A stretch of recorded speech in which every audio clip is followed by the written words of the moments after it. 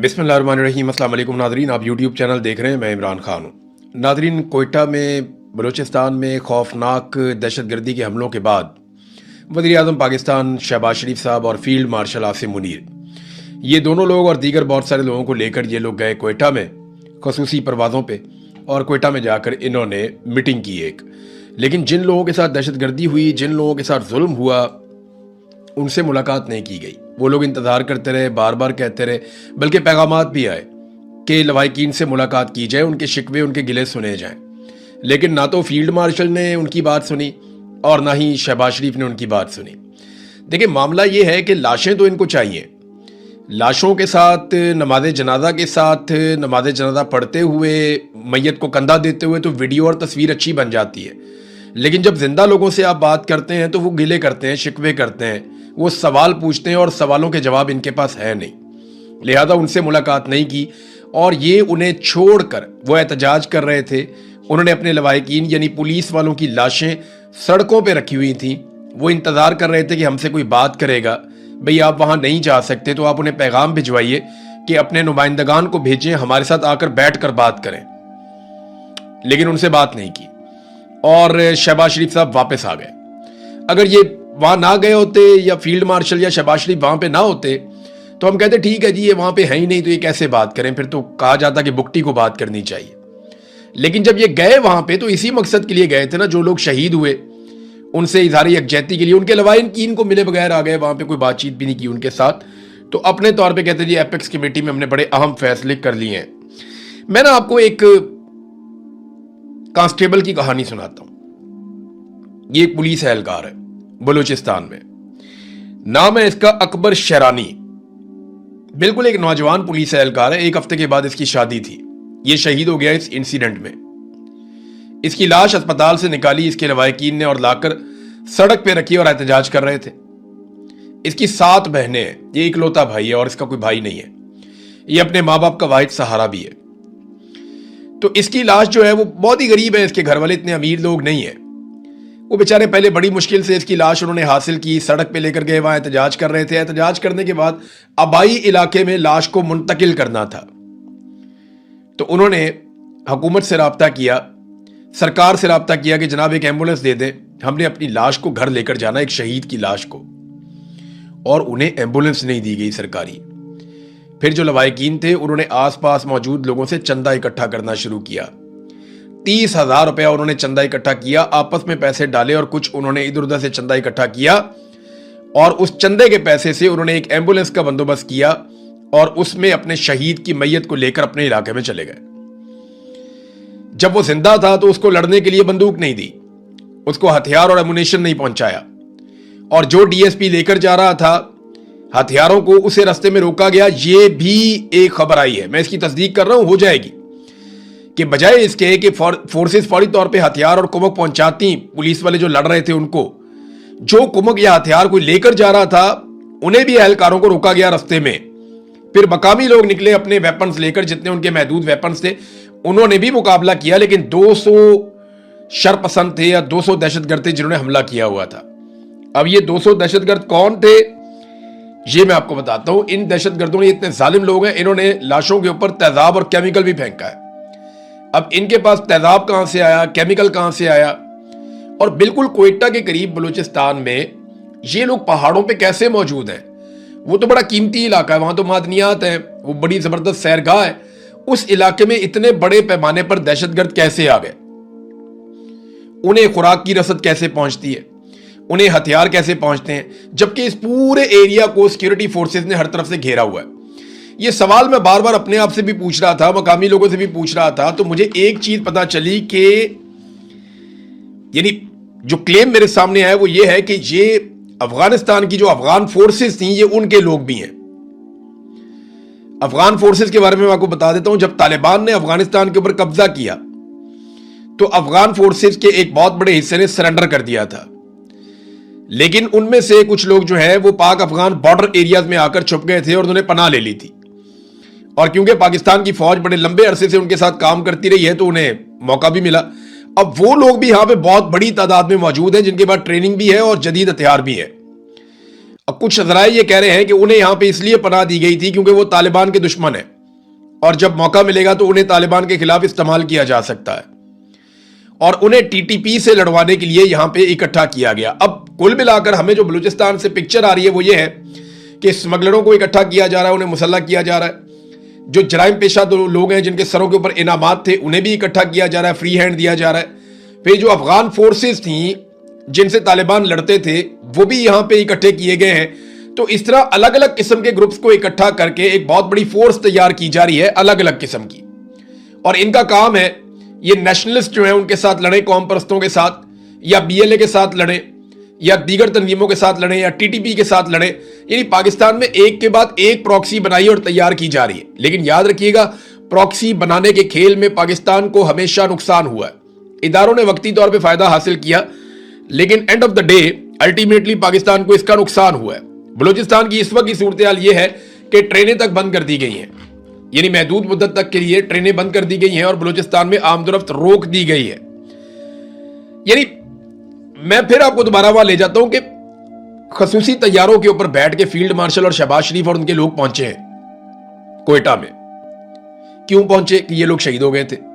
اب وہ جو شہید ہے ان کے لیے ایمبولینس بھی نہیں ہے، یعنی شہباز شریف کے لیے، فیلڈ مارشل کے لیے، باقیوں کے لیے خصوصی طیارے ہیں، وہ اپنے خصوصی طیاروں میں وی وی آئی پی پروٹوکول کے ساتھ وہ پہنچ جاتے ہیں کوئٹہ میں، جبکہ یہ جو شہید اہلکار ہے جس کے لیے وہاں پہ اکٹھے ہوئے ہیں، اس کو اس کی میت اس کے علاقے تک پہنچانے کے لیے ایمبولینس بھی نہیں دے رہے، وہ بیچارے چندہ جمع کر کے اپنے شہید اہلکار کو لے کر جا رہے ہیں۔ 9 اہلکار ناظرین بازیاب کروائے گئے ہیں۔ اب اس کا کریڈٹ اس سے پہلے کہ کوئی لے، میں آپ کو اصل خبر بتا دیتا ہوں، یہ 9 اہلکار کیسے بازیاب ہوئے۔ جو روزنامہ قدرت ہے اس کے اندر یہ خبر چھپی ہے بلوچستان سے، وہ یہ بتاتے ہیں کہ ابھی تک ان اطلاعات کی مکمل طور پہ تصدیق یا تصاویر ویڈیو سامنے نہیں آئی، مگر ہنا اوڑک سے جو اغوا ہونے والے 9 افراد ہیں ان کو مسلح افراد نے رہا کر دیا۔ ذرائع کے مطابق مغوی افراد کی رہائی کے لیے کل علاقے کے بزرگوں اور معتبرین کا ایک وفد پہاڑوں میں مسلح افراد کے پاس گیا تھا۔ آج مغرب کو مسلح افراد جو خود کو ٹی ٹی پی والے کہہ رہے ہیں انہوں نے مغویوں کو رہا کر دیا ہے۔ یعنی وہ جو مسلح افراد پہاڑوں میں بیٹھے ہوئے ہیں انہوں نے جو اغوا کیے ہوئے لوگ تھے ان میں سے 9 کو رہا کر دیا ہے، اور وہاں پہ آپ کو یہ بھی پتا ہے کہ 18 کے قریب لوگوں کو شہید کر کے ان کی لاشیں پہاڑوں میں جو ہے وہ پھینک دی گئی تھیں، جنہیں پھر بعد میں متاثرین اور لواحقین اپنی مدد آپ کے تحت وہاں پہ مزدوروں اور گاڑیوں کو لے جا کر اٹھا کر لائے تھے۔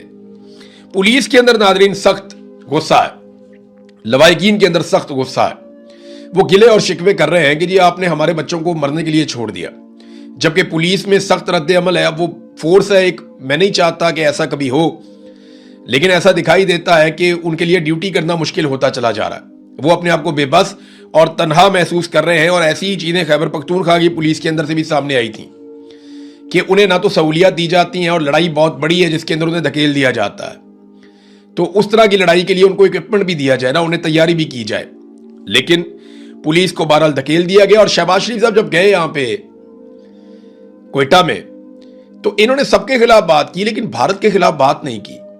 D G I S P R یا آرمی چیف یہ لوگ روز کہتے ہیں فتنۃ الہندوستان الخوارج اور فتنۃ الاسرائیل الیہود پتہ نہیں کیا کچھ، ان کے عجیب عجیب فتنے نام رکھے ہوئے، اتنی زیادہ عربی بولتے ہیں ہمیں تو سمجھ نہیں آتی، تو وہ نام بھی عربیوں کے اندر رکھتے ہیں۔ تو معاملہ یہ ہے کہ سیدھی سیدھی بات ابھی دہشت گرد ہے۔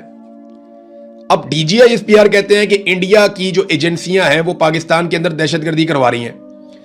وجہ وہ یہ بتاتے ہیں کہ وہ دہشت گردی اس لیے کروا رہے ہیں کہ پاکستان میں ترقی اور استحکام جو ہے وہ بھارت سے ہضم نہیں ہو رہا۔ تو میرا سوال یہ ہے کہ پاکستان کی وہ ایسی کون سی ترقی ہے، کسی ایک چیز میں آپ بتا دیں جو بھارت کو ہضم نہیں ہو رہا۔ یعنی آپ معیشت کے اندر آپ نیچے جا رہے ہیں، دہشت گردی آپ نیچے جا رہے ہیں، انوائرمنٹ آپ نیچے جا رہے ہیں، بے روزگاری بڑھ گئی ہے، غربت بڑھ گئی ہے، پاکستان میں لوگ پاکستان چھوڑ چھوڑ کر جا رہے ہیں، سرمایہ کاری پاکستان میں آ نہیں رہی بلکہ پاکستان سے باہر پیسہ منی لانڈر ہو رہا ہے، انڈسٹری آپ کی بیٹھ گئی ہے، ملٹی نیشنل کمپنی آپ کو چھوڑ چھوڑ کے جا رہی ہیں، ملک کے اثاثے آپ بیچتے چلے جا رہے ہیں باری باری۔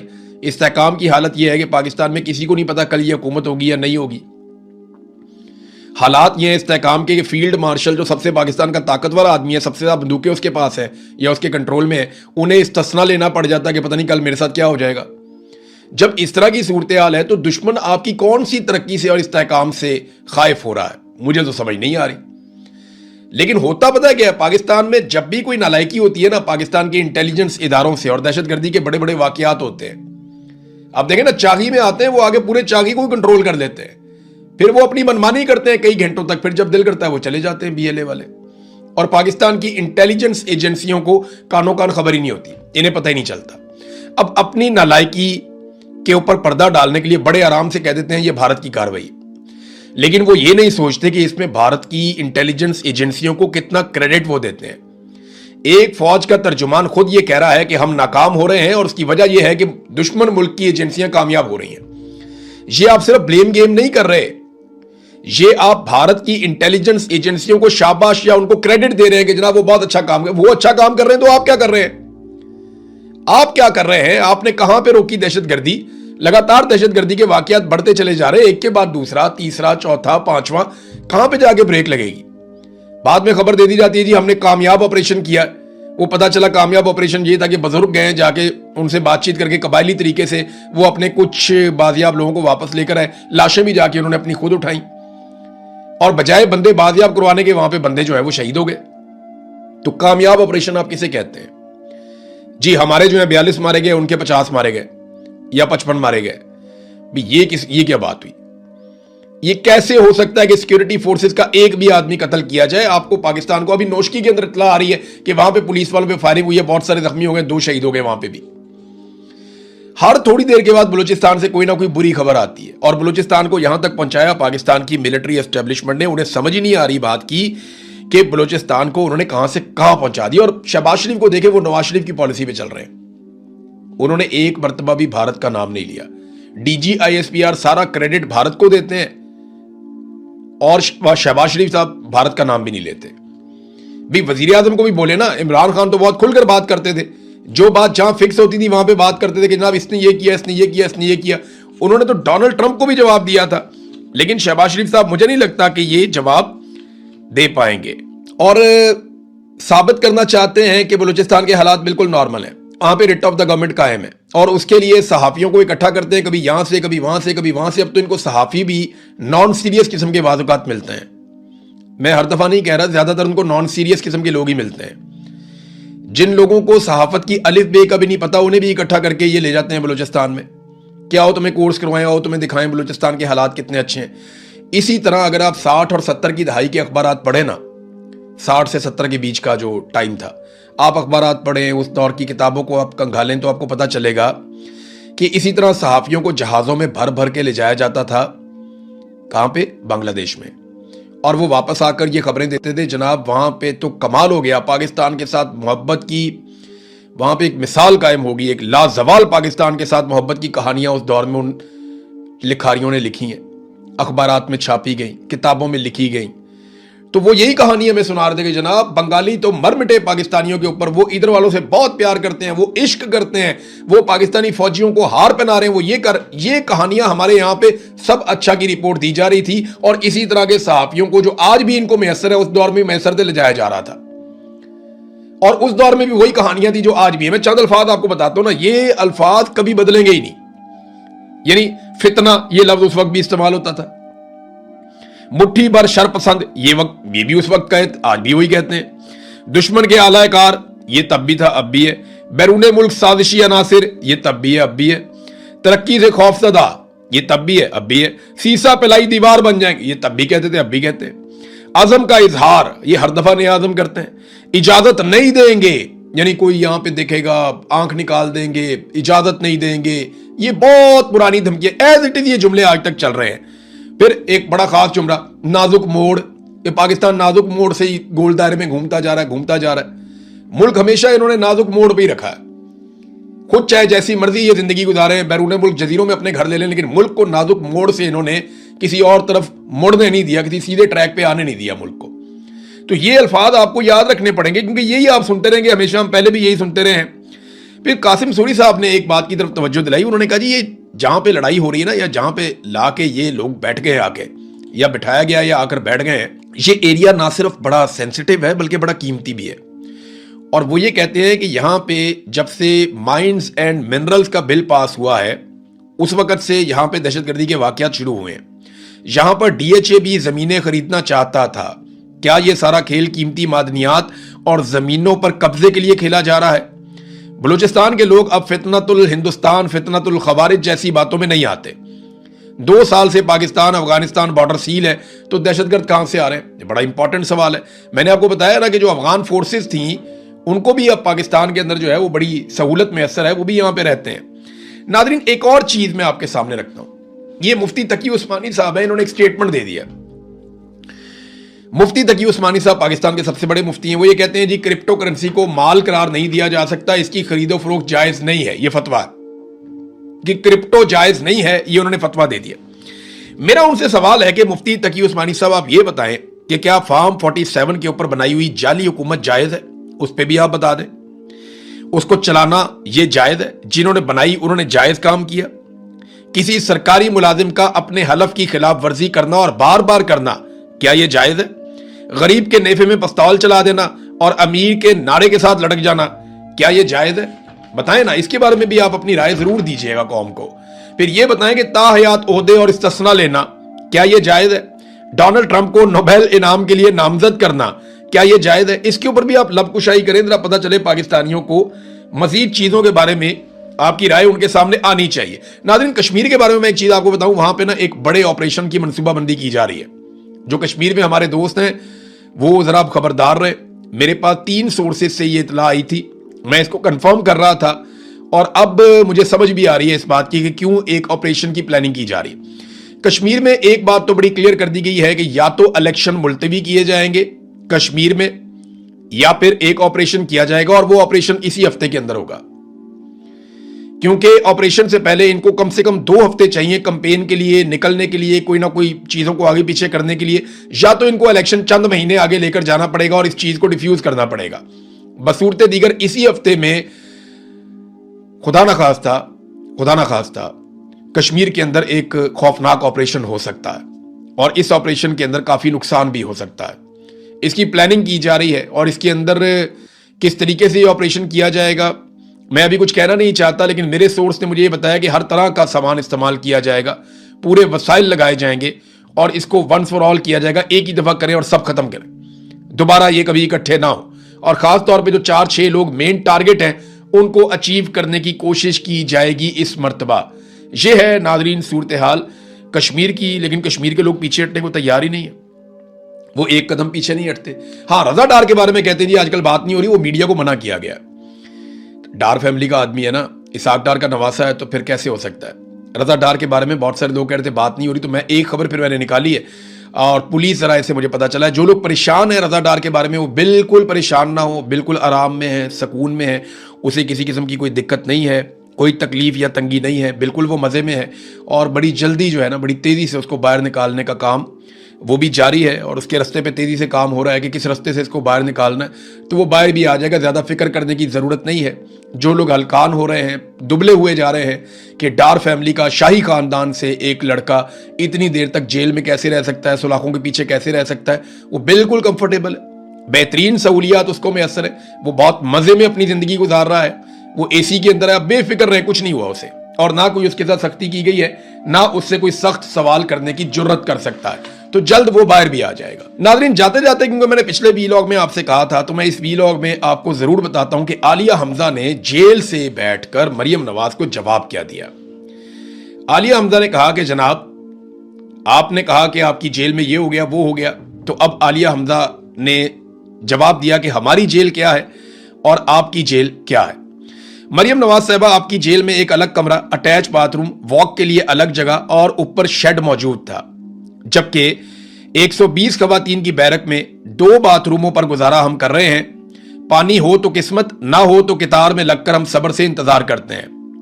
नंबर 2, उन्होंने कहा कि आपको जनाब सीओ की सहूलत भी मौजूद थी, आप घर में फोन भी कर लेती थी, आपके राब्ते भी रहते थे। हमें ना तो फोन मिलता है, ना पीसीओ की सहूलत है, ना सुकून से घर वालों से बात करने की इजाजत है। आपका खाना हर दिन 2 मरतबा आपके घर से आता था। हमें सिर्फ हफ्ते में 1 दिन सिर्फ 20 मिनट की मुलाकात की इजाजत है, वो भी कैमरों की निगरानी में। कपड़े रोजाना इस्त्री होकर आपके आते थे। हफ्ते में सिर्फ एक बार हमें घर से खाना मिलता है और हफ्ते में सिर्फ 2 जोड़े कपड़े लाने की इजाजत है, जबकि आपके कपड़े रोजाना घर से इस्त्री होकर आते थे। यूपीएस और जनरेटर की सहूलत भी आपको मैसर थी, यानी आपके जो जहां पे आपको रखा गया था वहां बिजली बंद नहीं होती थी, जबकि यहां पे सारी रात बिजली के बगैर हबस, पसीना और गर्मी में हमें गुजारा करना पड़ता है। अदालत पेशी के लिए एसी वाली गाड़ी में आपको ले जाया जाता था, हमें कैदी वाली वैन में गुजरांवाला, लाहौर, सरगोदा तक धूप में घंटों खड़ा रखकर ले जाया जाता है। आप खुद को गैर महफूज कहकर वॉक के लिए पूरी जेल बंद करवा लेती थी और बाहर निकलकर वॉक करती थी, और कैदी खवातीन के यूनिफॉर्म तक आपकी पसंद के मुताबिक सफेद करवाए गए थे कि जनाब ये जो कैदी खवातीन के यूनिफॉर्म है, इनसे मुझे चिढ़ होती है, इनको दूसरे सिविल कपड़े इनको पहनाएं, ये यूनिफॉर्म नहीं होना चाहिए। तो तफ्तीश के नाम पर हर सुबह शाम तक वो कहते जी हमें तो बख्शी खानों में बैठाया जाता है। 90 दिन के जिस्मानी रिमांड, ज़हनी अजियत, दबाव और धमकियां हमें दी जा रही हैं। और मरियम नवाज साहिबा, असल फर्क यह है कि आपने जेल नहीं काटी, जेल को अपनी सहूलियत के मुताबिक आपने इस्तेमाल किया है, और हमने जेल को वैसे झेला है जैसे सियासी कैदी जेल को झेलते हैं, गर्मी में और सख्ती में, महरूमी में, बेबसी में, मगर हमने सर उठाकर जेल काटी है। फिर उन्होंने कहा कि अगर जेल में हौसला, साबित कदमी और मुजामत का सबक मरियम नवाज साहिबा आपने लेना है तो फिर इमरान खान की खवातीन से सीखिए, जो हर बार सख्ती के बावजूद सर उठाकर मुस्कुराकर साबित कदमी के साथ सामने आई, ना हीट वेव के नोहे पड़े, ना प्लेटलेस के मरसिए पड़े, और ना एसी ना मिलने की दुहाइयां दी, झूठे मुकदमात सहे, गद्दारी के इल्जामात झेले, जेलें काटी, ज़हनी असियत हमने बर्दाश्त की। ना हमारा लीडर लंदन भागा और ना हम भागेंगे। हम मुजामत की दास्तान लिख रहे हैं, सरकारी मेहमान नवाजी की नहीं। तो मरियम नवाज को बहुत टका के जो है वो तमाचा रसीद किया है जेल से बैठकर आलिया हमजा साहिबा ने, और उन्हें आईना दिखाया कि आपकी जेल क्या थी और हमारी जेल क्या है। अब तक के लिए इतनी, अपना ख्याल रखिएगा, अपने चैनल का भी। अल्लाह हाफिज।